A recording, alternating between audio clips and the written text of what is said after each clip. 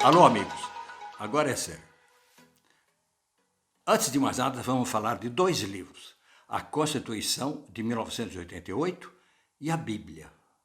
Nem sei se ela está aqui fácil. Deixa eu ver. Ela estava aqui. Ah, está aqui. Aqui, a Bíblia. Olha, aqui está usada, hein? Uma velha Bíblia. Olha aí, Bíblia.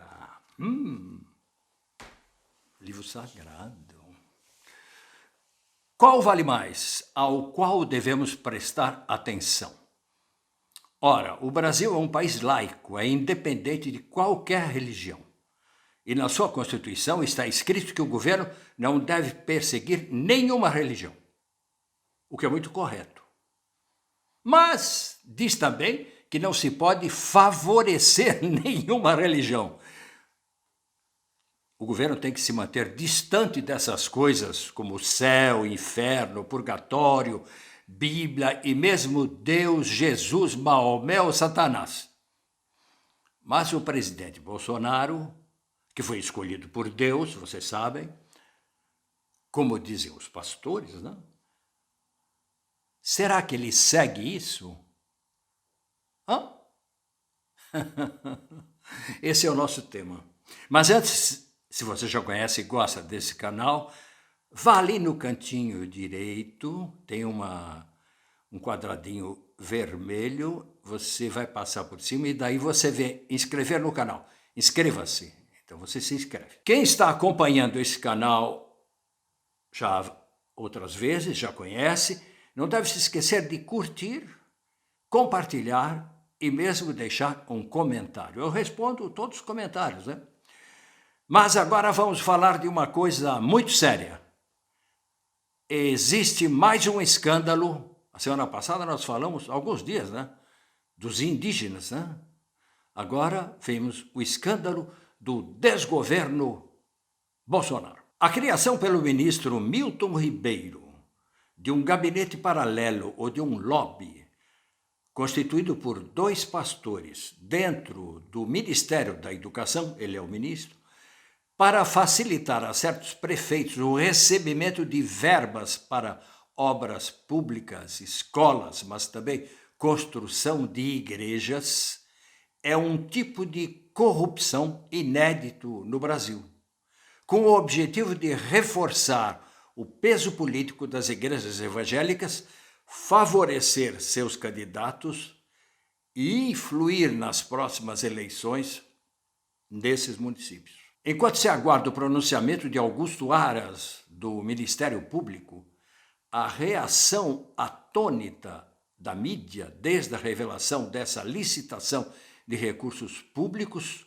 controlada pelos evangélicos, feita há alguns dias pela Folha de São Paulo, a reação dos editores, jornalistas e comentaristas brasileiros é no sentido de terem sido cometidos diversos crimes, como o de responsabilidade, improbidade administrativa e do tráfico de influência, razão pela qual o ministro da Educação, Milton Ribeiro, deveria ser demitido sem delongas, logo, ou se demitir, sujeitando-se depois aos devidos processos. A questão vai ainda mais longe porque envolve também o presidente Jair Bolsonaro, pois, segundo a gravação feita da reunião do ministro Milton Ribeiro com prefeitos e com seus dois indevidos auxiliares,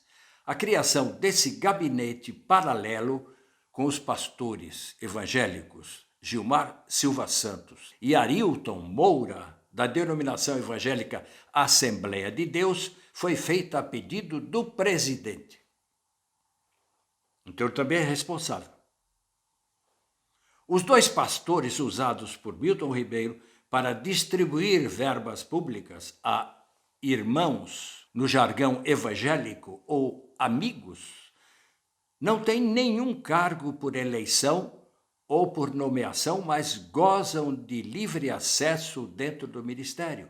Viajam grátis em aviões da Força Aérea Brasileira, reúnem-se em nome do Ministério com prefeitos e empresários e já participaram de 22 reuniões oficiais do Ministério da Educação. Na imprensa já se publicou hoje que, do jeito que vão as coisas, o Brasil vai virar República Evangélica do Brasil, não? Será que os evangélicos querem converter o Brasil para Jesus?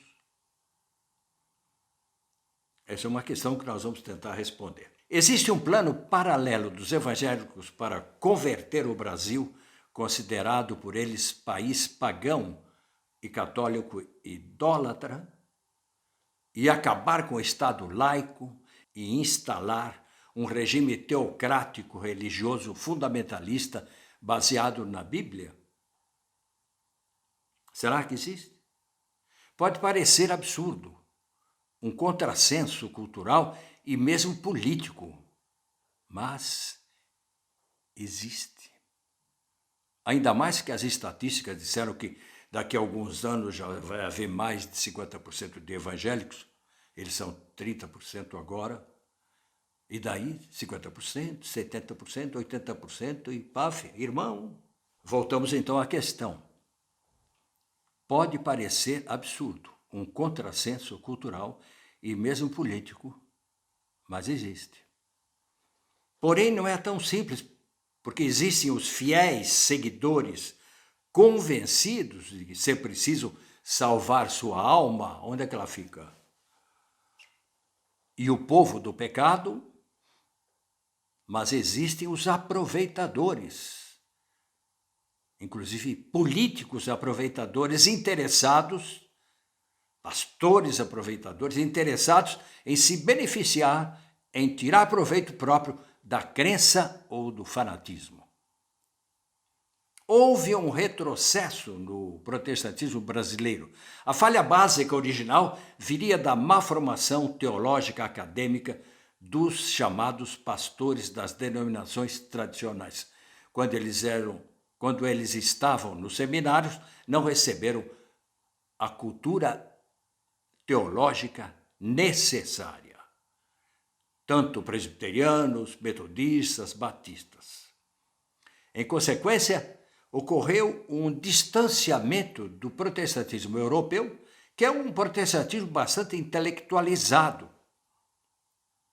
e crítico das Sagradas Escrituras. Existem mesmo correntes que não acreditam que a Bíblia foi escrita por Deus. Ao contrário, eles submetem tudo isso a uma crítica. E ocorreu, depois desse distanciamento do protestantismo europeu, uma aproximação do protestantismo norte-americano, cujo pragmatismo leva à aceitação literal dos textos bíblicos. Não se pode perder de vista a importância da reforma de Lutero, de Calvino e dos outros, ao defender a livre interpretação da Bíblia, a ruptura com o monopólio católico do cristianismo, a importância da reforma no desenvolvimento do livre pensamento, da liberdade e da democracia. Porém, nem todo o cristianismo permaneceu fiel ao espírito original da reforma. Ao se distanciar da reforma, o protestantismo brasileiro se tornou conservador, reacionário e, o que é pior, intolerante.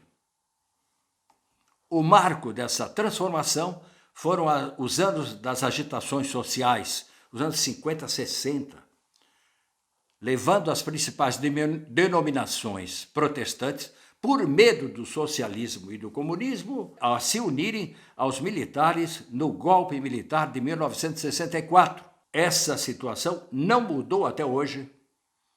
Ao contrário, se agravou.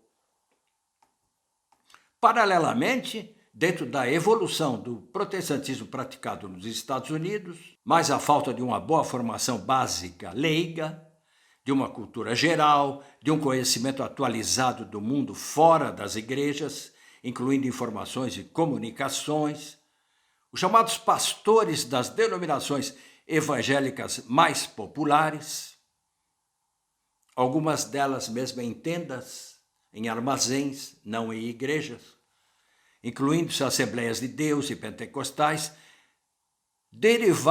se desviaram para o espiritualismo e fanatismo rigoroso. Ao mesmo tempo, a pobreza acentuou o surgimento de pessoas crédulas em busca da proteção divina, tornando-se presas fáceis de pastores sem nenhuma formação teológica. Esses pastores são verdadeiros vendedores ambulantes da palavra de Deus. Uns são sinceros, são chamados de fanáticos, e os outros querem e são chamados de mercadores da fé. Foi nesse quadro que o protestantismo, nas suas duas versões, original e popular, viram no candidato Messias Bolsonaro a oportunidade de unir o fervor religioso com o fervor político.